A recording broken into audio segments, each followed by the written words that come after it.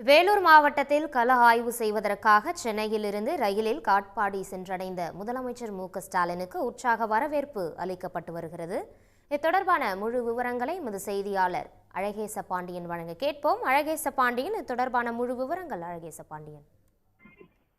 நிச்சயமாக, அதாவது வேலூர் மற்றும் திருப்பத்தூர் மாவட்டங்களில் 2 நாள் கள ஆய்வுக்காக அரசுமுறை பயணமாக இன்று முதலமைச்சர் ஸ்டாலின் இன்று காலை சென்னையிலிருந்து சீரடி அதிவிரைவு ரயில் மூலம் வேலூர் மாவட்டம் காட்பாடி ரயில் நிலையம் வந்தடைந்தார். வேலூர் ரயில் நிலையத்தில் அவருக்கு அமைச்சர் காந்தி, வேலூர் மாவட்ட ஆட்சியர் சுப்புலட்சுமி, நாடாளுமன்ற உறுப்பினர் கதிரானந்த் மற்றும் சட்டமன்ற உறுப்பினர்கள் கார்த்திகேயன், நந்தகுமார், அமலு விஜயன் ஆகியோர் புத்தகம் கொடுத்து வரவேற்பு அளித்தனர்.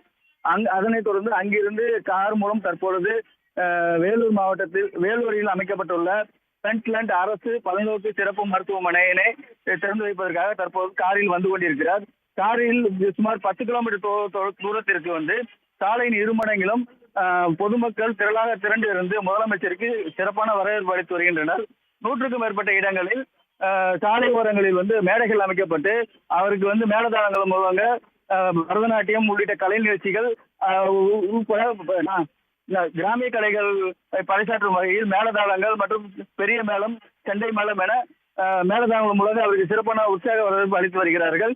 சாலையின் இருமடங்கிலும் தொண்டர்களின் வரவேற்பை ஏற்றுக் கொண்டவாறு தற்பொழுது வேலூர் நோக்கி வந்து கொண்டிருக்கிறார். சுமார்